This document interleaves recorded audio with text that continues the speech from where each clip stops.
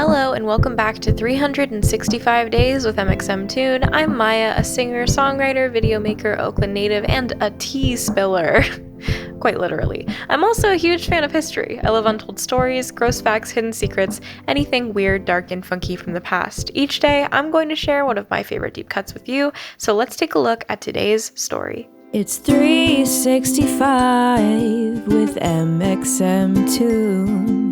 New facts every day, so don't leave too soon. I'm gonna teach you stuff, no it won't be tough. Gonna go a year till you've had enough. It's 365 mxmtoon. Today, in 1773, there was a tea party! Nope, not the kind where you eat scones, but you probably already know that. It was the Boston Tea Party, where rebels dumped tea into the sea to protest taxes on tea, among other items. The event took place at Griffin's Wharf in Boston, Massachusetts. The American colonists were upset that Britain continued to tax them on items imported from Britain, but they didn't have any representation in the government, hence the tagline, "No taxation without representation." The colonists dumped a whopping 342 chests of tea into the harbor. It was the first, but not the last, act of defiance towards the British from the frustrated colonists. Britain was taxing the colonists so much because the government was in serious debt, and their solution was to tax the colonizers to pay it back. They began with the Stamp Act, which taxed colonists on the paper they used in 1765. The Stamp Act didn't just include stamps, though. It also included playing cards, legal documents, and newspapers. 2 years later, the Townshend Act started taxing even more random items like paint, glass, lead, and the infamous tea. The British justified the taxes on the colonists because their debt partially came from wars that they fought on behalf of the colonizers. The colonists thought that this didn't really fly unless they got representation in British Parliament. The Tea Party wasn't the first time these tensions came to head. In 1770, a street brawl between colonists and British soldiers became known as the Boston Massacre after 5 colonists died from British gunfire. It started with them throwing snowballs and oyster shells at soldiers patrolling the streets, but it quickly escalated. One of the men who died in the massacre has kept a legendary status since his death. Crispus Attucks. He was a middle-aged soldier and a rope maker of mixed African and Native American descent. He's gone down in history as one of the first men to martyr himself for the cause of American independence and as a symbol for the fight for equality of African Americans. He had escaped slavery and became a sailor in Boston before his untimely death.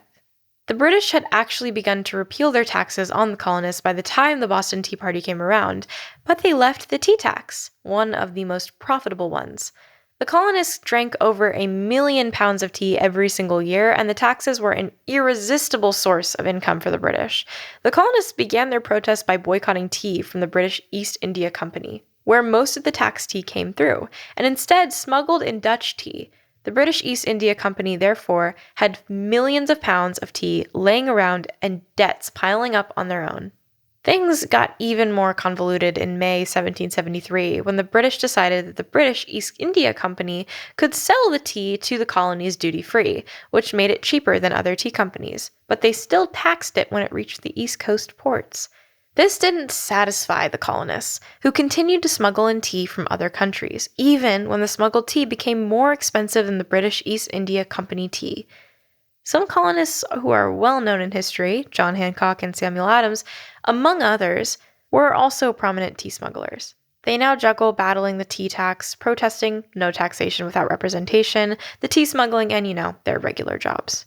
Adams and Hancock joined forces with Benedict Arnold, Patrick Henry, Paul Revere, and other local revolutionaries to form the Sons of Liberty, an official group dedicated to protesting taxation. They held meetings to plan how to fight against British rule and protested the arrival of British ships at Griffin's Wharf.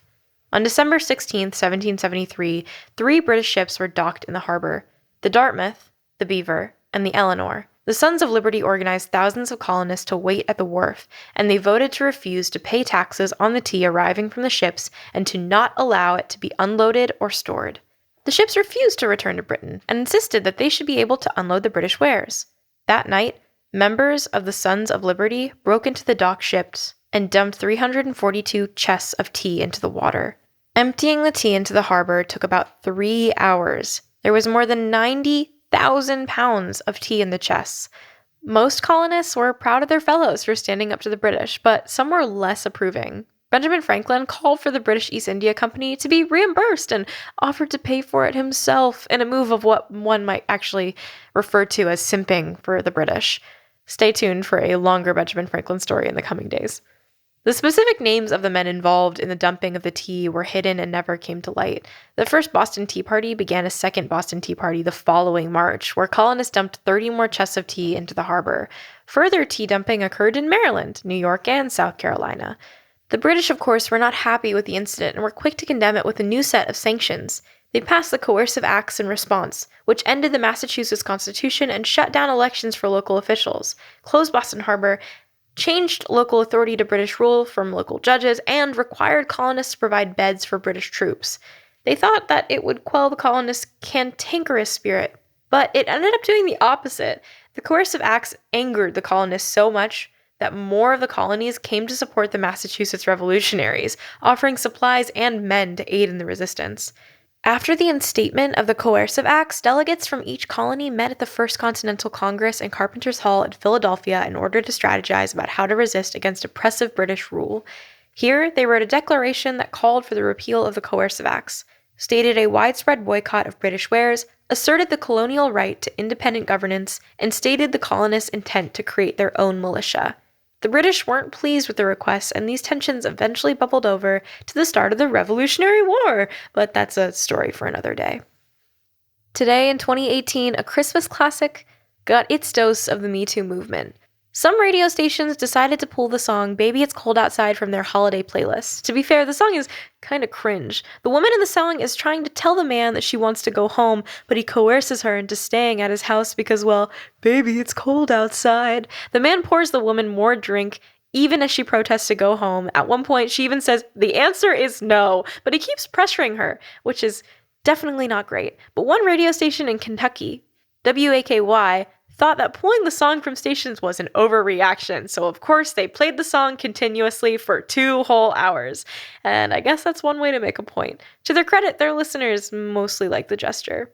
I don't know if I agree at all, I definitely don't, but hey, that's freedom of speech. And now for our final segment of the day, I'll be going into my own photo archives to see what I was up to on a December 16th in my life. December 16th. I did not do anything exciting on this day in my life. However, in 2019, I went out to get boba with my best friend Anna, and I went to get brunch with my best friends Natalie and Allie. So if you consider that exciting, it was for me. I did 2 social engagements in one day, which is a big step for an introvert. I give myself a pat on the back for even attempting to do that. Go me. That's all for today. Thanks for coming back in time with me, and remember to subscribe wherever you listen to podcasts. Come back tomorrow for more stories from yesteryear. It's 365 with mxmtoon. New facts every day, so don't leave too soon. I'm gonna teach you stuff, no it won't be tough. Gonna go a year till you've had enough. It's 360